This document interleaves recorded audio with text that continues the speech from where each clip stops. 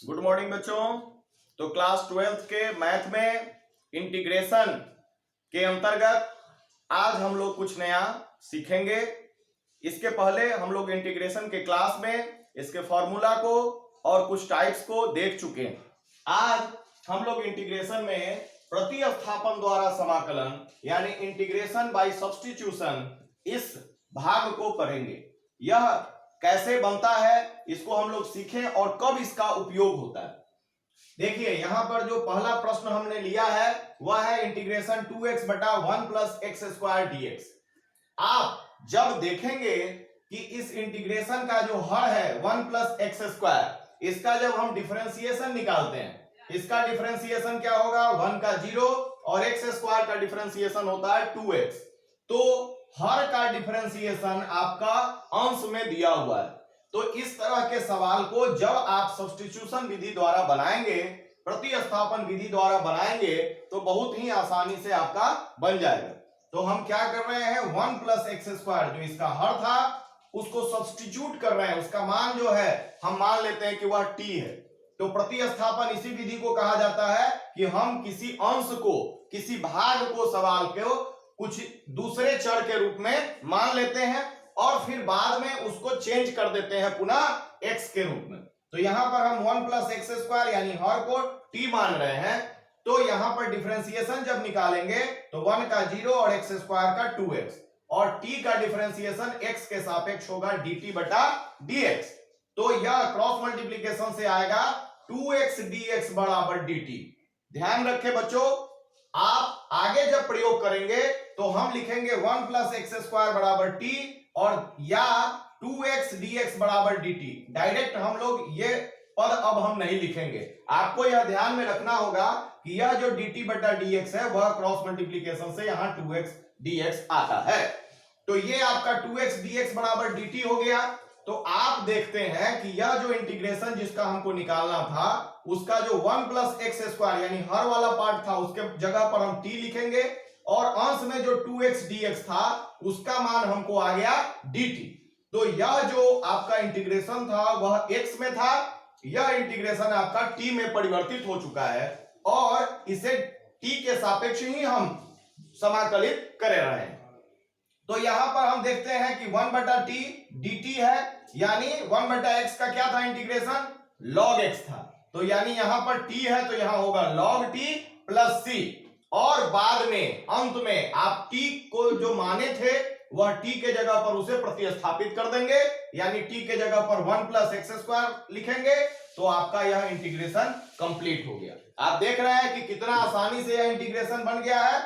कब? जब इसका मान हमने प्रतिस्थापित किया है तो सीधे फॉर्मूला पर आपका बैठ गया। यह जो सवाल यहां देखने में कॉम्प्लेक्स लग रहा था, जैसे ही इसे प्रतिस्थापित किए तो एकदम साधारण फॉर्मूला पर बैठ गया और वह फॉर्मूला है 1 बटा t dt जिसका हो जाएगा log t। अगले सवाल को देखें, यहां पर है sin x into sine cos x dx। जब इस तरह का सवाल में जब ब्रैकेट में कोई एंगल दिया हुआ है तो यह जो ब्रैकेट वाला पार्ट है इसको हम प्रतिस्थापित करने का प्रयास करते हैं। तो देखते हैं कि यहां cos x ब्रैकेट में है, साइन के एंगल में है और cos x का डिफरेंशिएशन क्या होता था माइनस साइन x होता था। तो आप देख रहे हैं कि उस तरह के पद यहां पर है, cos x का डिफरेंशिएशन sin x dx बराबर जो है आपका बैठ रहा है यानी यह प्रतिस्थापित हो सकता है। तो आप क्या करेंगे, यहां पर आप यह सॉल्यूशन है, इसका सॉल्यूशन है, यह आपका जो है cos x को हमने t माना है तो माना कि cos x बराबर t, तो cos x का डिफरेंशिएशन माइनस साइन x और जैसा इसमें बदलाया था minus sine x into dx बराबर dt हो जाएगा। यहाँ dt बटा dx का पार्ट क्रॉस मल्टीप्लिकेशन से dx यहाँ आ गया है। तो आपका i यानी इंटीग्रेशन जो था अब क्या हो रहा है, यहां पर cos x को जब हमने t मान लिया तो यह sin cos x अब sin t में बदल गया और यहां जो sin x और यहां जो dx था यह sin x dx जो है उसके बदले में dt लिखना है, लेकिन यहां जो यह माइनस साइन है उस माइनस साइन को हम आगे ले लेंगे। यहां माइनस नहीं था, आपको यहां पर माइनस था तो यह माइनस हम आगे लगा लेंगे। तो यहां पर यह माइनस हो गया और यह हो गया आपका sin t इंटू dt। तो sin t देखिए कितना आसान आपका जो है इंटीग्रेशन अब हो गया। तो साइन टी का इंटीग्रेशन होता है माइनस कॉस टी। तो ये माइनस आइए माइनस कॉस टी प्लस सी और minus minus plus cos T आपका आ गया। और लास्ट में जैसा कि पहले हमने किया था टी को प्रतिस्थापित करेंगे, टी के जगह पर cos x लिखेंगे, तो cos t का मतलब हुआ cos और t के जो है जगह पर cos x, तो cos x प्लस c इसका इंटीग्रेशन यानी आंसर होगा। नेक्स्ट क्वेश्चन देखें, यह है इंटीग्रेशन x और into under root x plus 2 dx। यहां पर जब रूट वाला सवाल रहेगा तो आप जो रूट के अंदर का जो पार्ट रहेगा उसको आप प्रतिस्थापित करेंगे t से। तो यहां पर रूट के अंदर x प्लस 2 है तो आप x प्लस 2 को t मान रहे हैं। x प्लस 2 को जब हम t मानेंगे तो इसका डिफरेंशिएशन dx होगा, 1 होता है। यहां पर आ जाएगा आपका डिफरेंशिएशन 1 और यहां पर आ जाएगा आपका dt बटे dx। क्रॉस मल्टीप्लीकेशन से आपका क्या हो जाएगा, dx बराबर dt। अब यह dx बराबर dt आ गया तो इसको इंटीग्रेशन को हम प्रतिस्थापित करें तो x का वैल्यू लिखना है। तो यहां x प्लस 2 बराबर t था तो x बराबर क्या आएगा, ये 2 उस साइड जाएगा तो t माइनस 2, तो x के जगह पर लिखा गया t माइनस 2।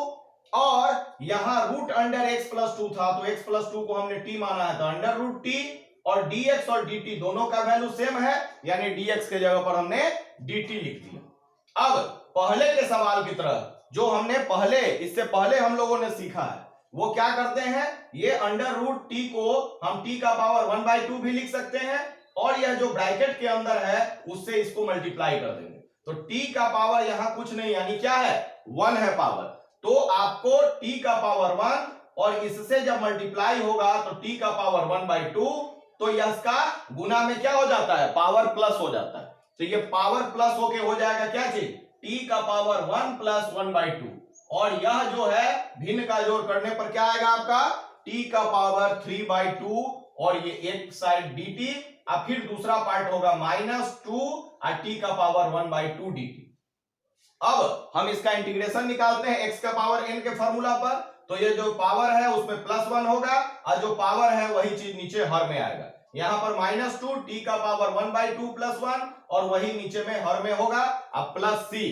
अब यहां पर ये जोड़ने पर क्या आता है, 5/2 आता है, t का पावर 5/2, तो नीचे में भी 5/2 आएगा, जो पलटेगा तो ऊपर में आ जाएगा आपका 2/5। तो ये हुआ 2/5 t का पावर 5/2, यहां 2 इंटू यहां पर प्लस करने पर 3/2, ये भी 3/2, जब ऊपर जाएगा तो ये हो जाएगा 2/3 t का पावर 3/2 प्लस c। तो ये आपको लास्ट में t को फिर प्रतिस्थापित करना है, t के जगह पर x प्लस 2 लिखेंगे तो 2/5 t के जगह पर x प्लस 2 का पावर 5/2 माइनस यह गुना होने पर 4/3 t के जगह पर x प्लस 2 का पावर 3/2 प्लस c इसका आंसर होगा। अगला प्रश्न है चौथा कि इंटीग्रेशन x बटा under root x plus 4 dx, इसका जो है इंटीग्रेशन निकालना है। तो हम जैसा बताए आपको कि रूट के अंदर जो है x प्लस 4 इसको हम t मान ले रहे हैं और जब इसका डिफरेंशिएशन निकालेंगे तो इसका 1 और यहाँ dt/dx और जो फिर आ जाएगा आपका dx बराबर dt। तो आप यहाँ पर x का वैल्यू रखना है ऊपर अंश में, तो x बराबर क्या होगा, 4 इस साइड जाएगा तो t-4, तो x के जगह पर रखा t-4, यह अंडर रूट x प्लस 4 है जिसके जगह पर t और dx के जगह पर dt। अब जैसे उसमें गुना किया था उसी तरह भाग की प्रक्रिया में जो हर है उसको दोनों के बटा में ले जाएंगे, एक बार t के बटा में √t और एक बार -4 के बटा में √t होगा। और √t का मतलब होता है t का पावर 1/2, तो यहां पर पावर था 1 तो 1 - 1/2 माइनस यहां पर सीधे ऊपर जाएगा तो नीचे में पावर था 1/2 तो ऊपर जाने पर इसका पावर हो जाएगा -1/2। तो ये आपका क्या आ गया, ये हो गया t का पावर 1/2 घटने पर और ये आ गया आपका t का पावर -1/2। चार जो कांस्टेंट है उसको हम बाहर कर देंगे और दोनों का अलग अलग इंटीग्रेशन दो पार्ट में अलग अलग कर रहे हैं। तो t का पावर 1/2 का इंटीग्रेशन क्या होगा, इसमें +1 होगा तो 1/2 + 1 यानी 3/2, हर में भी 3/2 और -4 इंटू इसमें जब +1 करेंगे तो 1 - 1/2 आपका +1/2 आ जाएगा और वही चीज हर में होगा अब प्लस c। ये जब ऊपर आएगा तो पलट के हो जाएगा 2/3 और t का वैल्यू जो है हम रख देंगे x+4, तो यानी x+4 का पावर 3/2 माइनस ये ऊपर जाने पर 1/2 उल्टा होके हो जाएगा 2, तो 4 गुना 8 और ये t का पावर 1/2 और t का वैल्यू जब हम रखेंगे x+4 तो x+4 का पावर 1/2 प्लस c इसका आंसर होगा। अगला प्रश्न है 5 नंबर की इंटीग्रेशन x बटा 9 - 4x² dx, इसका इंटीग्रेशन आपको निकालना है। तो यहां पर जो हर है इसका डिफरेंशिएशन हम निकालेंगे तो ये तो 0 होगा और यहां पर आपको -8x आ रहा है, तो आपको जो लाना है x, तो आप -8x यानी कि कोई कांस्टेंट राशि उसमें गुना रहेगा तो उसको आप परिवर्तित कर सकते हैं, बटा में ले जा सकते हैं। तो आपको ये नहीं देखना है कि -8x आ रहा है, आपको ये देखना है कि x जो है यहां पर वो आपको आ रहा है कि नहीं आ रहा है, यानी नीचे का डिफरेंशिएशन करने पर ऊपर वाला फलन यदि आपको आता है कांस्टेंट राशि को छोड़ के, तब आप सब्स्टिट्यूट जो है इसको कर सकते हैं। तो आप 9 - 4x² को t मानते हैं, तो आपका डिफरेंशिएशन क्या होता है, ये हो गया 0 और x² का 2x, तो -8x dx बराबर dt आपको आएगा।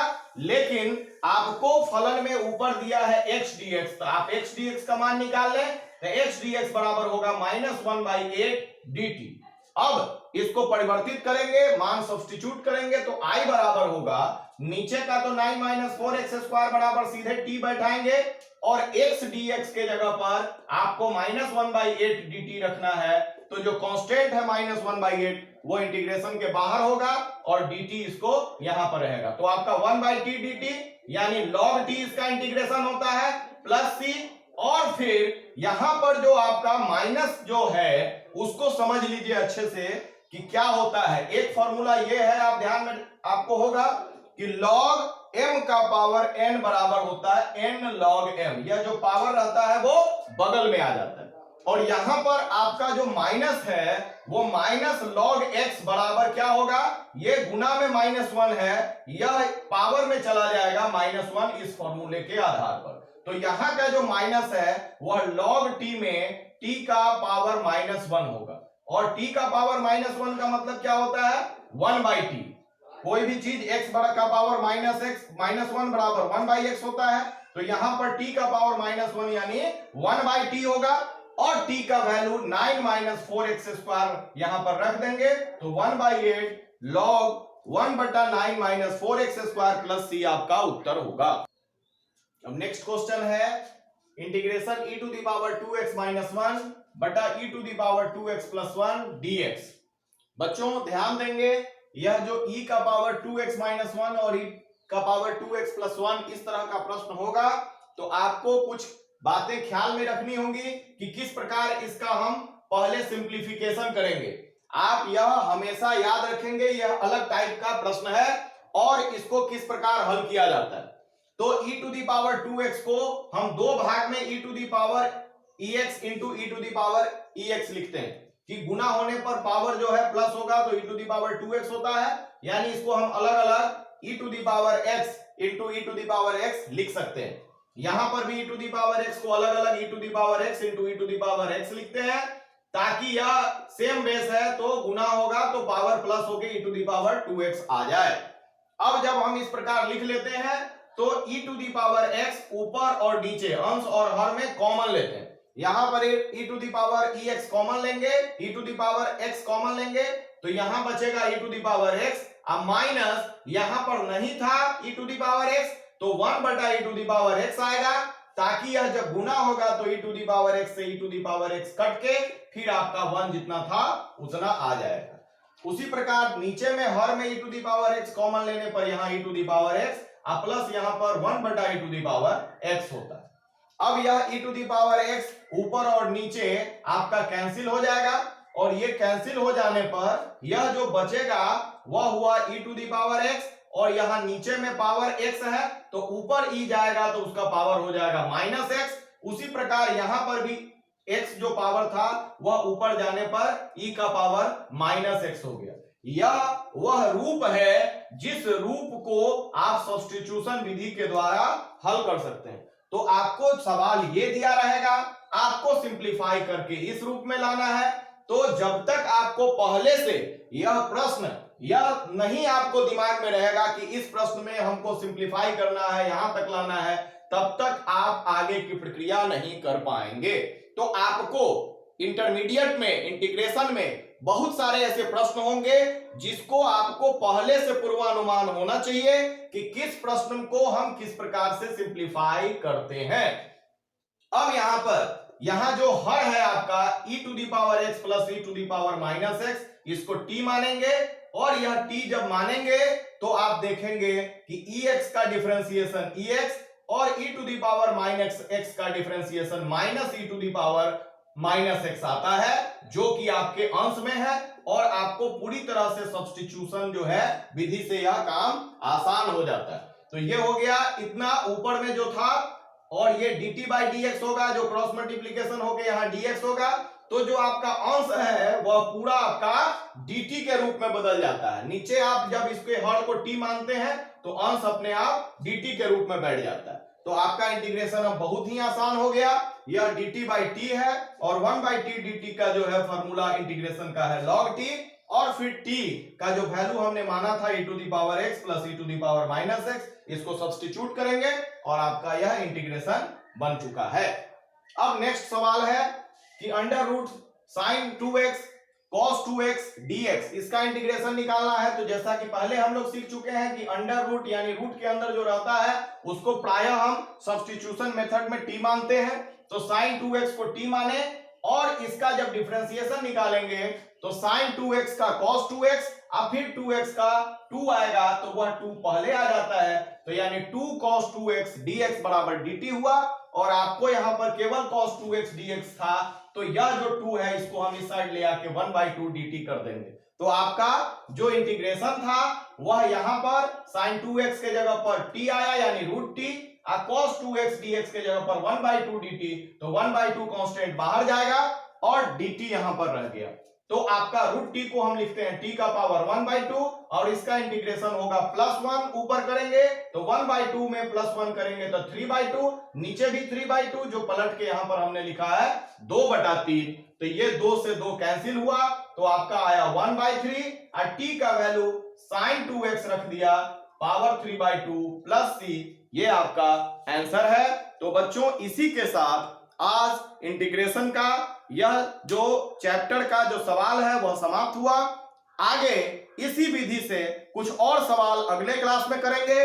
आप लोग लगातार इस चैनल के साथ जुड़े रहें और कंटिन्यूली बनाए रखें, तो आप लोग जरूर ही इंटीग्रेशन में भी उसी प्रकार का महारत हासिल कर सकते हैं जिस प्रकार आपने पिछले चैप्टर में किया। तो आपको यह वीडियो यदि पसंद आया तो जरूर इसे सब्सक्राइब करें और इसे लाइक करें, शेयर करें। धन्यवाद।